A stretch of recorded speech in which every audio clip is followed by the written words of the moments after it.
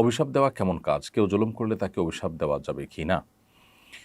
অভিশাপ দেওয়া এটা মৌলিকভাবে সাধারণভাবে কোনো ভালো কাজ নয়। নবী করিম সাল্লাল্লাহু আলাইহি ওয়াসাল্লাম বলেছেন, ইমানদার কখনো কথায়, কথায় গালমন্দ এবং অভিসম্পাতকারী এটা হতে পারে না। অর্থাৎ ইমানদারের এটি স্বভাব হতে পারে না। তিনি আরও বলেছেন যে, লাম উবআস লাআনান ওয়ালা তাআনান ওয়ালা শাত্তামান, আমি অভিসম্পাতকারী, গালমন্দকারী হিসাবে আল্লাহ সুবহানাহু পক্ষ থেকে আমি প্রেরিত হইনি। অর্থাৎ এটা আমার কাজ নয়।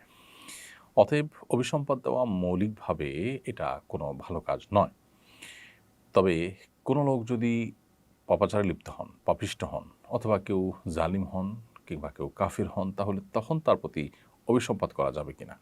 এর উত্তর হলো যে, সাধারণ এবং আপনার জেনারেলি তাদের প্রতি অভিসম্পাত করতে কোনো অসুবিধা নেই। অর্থাৎ যারা অত্যাচারী, যারা জালিম মানুষের প্রতি জুলুম করছেন, তাদের প্রতি কমন এবং সাধারণভাবে অভিসম্পাত করতে কোনো অসুবিধা নেই। কারণ কোরআনে কারিমে আল্লাহ তাআলা বলেছেন, আলা লা'নাতুল্লাহি আলা যালিমিন। জেনে রাখো যে আল্লাহর লাআনত এবং অভিসম্পাত জালিমদের উপর পতিত হবে। অর্থাৎ যারাই জালিম, যারাই জুলুমে লিপ্ত, এই অভিসম্পাত তাদের জন্যই প্রযোজ্য হবে। এভাবেই জেনারেলি জালিমদের প্রতি অভিসম্পাতের কথা বলা যাবে। অর্থাৎ তাদের জন্য বদদোয়া করা যাবে, অভিসম্পাত করা যাবে সাধারণভাবে। আর যদি সুনির্দিষ্ট ব্যক্তিকে অভিসম্পাত করার কথা বলেন, তাহলে সেক্ষেত্রে সর্বাবস্থা সেটি পরিত্যাগ করাটা উত্তম। কেন পরিত্যাগ করা উত্তম? কারণ হলো, যিনি এই মুহূর্তে হয়তো কুফুরে লিপ্ত, তিনি হয়তো মৃত্যুর আগে ঈমান নিয়ে আসবেন। তখন আপনি তার প্রতি অভিসম্পাত করলেন যে, সে অভিসম্পাতটা আসলে যথাপাত্রে হলো না।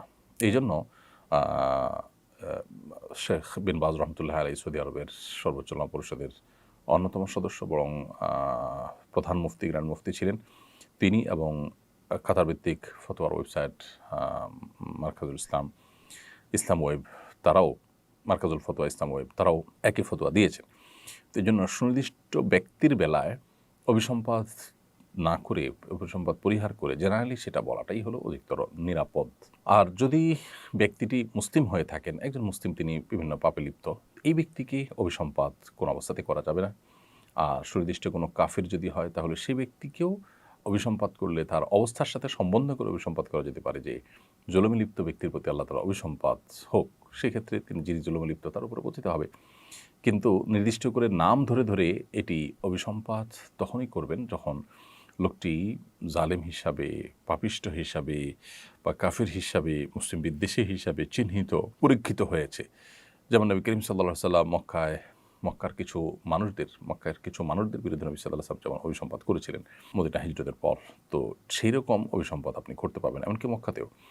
তো সুনির্দিষ্ট কাফির, সুনির্দিষ্ট ইসলামের বা মুসলমানদের চিহ্নিত শত্রু, একেবারেই কমন শত্রু, খুব পরিচিত শত্রু, তাদের ব্যাপারটি ভিন্ন।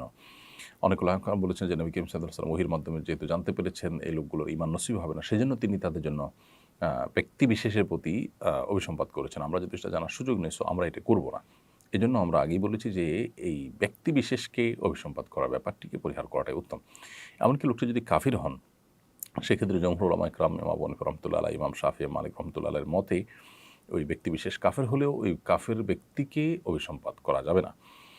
কারণ কোরআন কারিমে আল্লাহ বলেছেন, ইন্নাল্লাযিনা কাফারু ওয়া মাতু ওয়া হুম কুফফার, যে ব্যক্তি কুফরি করেছে এবং কুফরি অবস্থায় তার মৃত্যু হয়েছে, উলাইকা আলাইহিম লানাতুল্লাহি ওয়াল মালাইকাতি ওয়ান নাসি আজমাইন, সে ব্যক্তিদের প্রতি আল্লাহ, ফেরেশতা এবং সকল মানুষদের অভিসম্পাত পতিত হয়। তাহলে সেক্ষেত্রে এখানে অভিসম্পাত পতিত হবে ওই ব্যক্তিদের উপর যাদের মধ্যে এই বিষয় রয়েছে যে তারা মৃত্যু হয়েছে কুফরের উপরে। তো খোলাসা কথা হলো, সাধারণভাবে জালিমদের প্রতি অভিসম্পাত করতে কোনো অসুবিধা নেই, কোরআনে স্বয়ং করা হয়েছে। ব্যক্তিবিশেষকে অভিসম্পাত করার পরে যদি মুসলমান পাপিষ্ঠ হয়, তার প্রতি অভিসম্পাত করা যাবে না। আর যে কাফের পাপিষ্ঠ হয়, অনেক ওলামাদের মতে করা যাবে, অনেকের মতে করা যাবে তখনই যখন সে চিহ্নিত ইসলাম বিদ্বেষী হবে, তবে অনেকে নিষেধ করেছেন। বেশিরভাগ ইমামগণই ব্যক্তিবিশেষ কাফের হলে তার প্রতি অভিসম্পাত করতে নিষেধ করেছেন। আর জালিম যে জুলুম করছে, তার জুলুমের যে প্রতিকার চাওয়া বা জুলুমের কারণে তার বিরুদ্ধে আল্লাহ তাআলার কাছে নালিশ করা, বিচার করা, এটা তো সর্বাবস্থায় শুধু জায়েজই নয়, বরং এটা খুবই স্বাভাবিক একটি ব্যাপার। বিভিন্ন হাদিস থেকে বোঝা যায় যে, মাজলুম ব্যক্তি যখন জালেমের বিরুদ্ধে আল্লাহর কাছে অভিযোগ দায়ের করেন, বিচার চান, প্রতিকার চান, আল্লাহ সুবহানাহু ওয়া তাআলার পক্ষ থেকে সেটি কবুল হয় নিঃসন্দেহে। অতএব সেটি সম্পূর্ণ ভিন্ন বিষয় যে সেটি কবুল হবে। আস-সুন্নাহ ফাউন্ডেশন, উম্মার স্বার্থে সুন্নাহর সাথে।